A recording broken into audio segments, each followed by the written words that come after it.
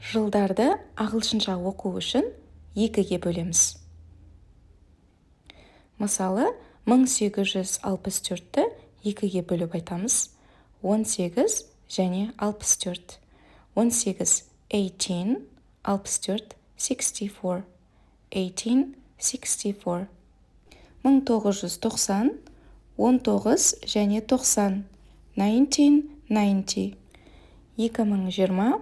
2020, 20 деп бөлеміз. 20 20. 2026. 20-26 деп бөлеміз. 20-26.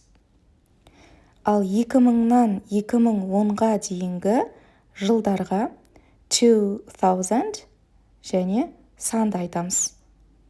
Мысалы, 2000, 2000. 2001, 2001. 2005, 2005.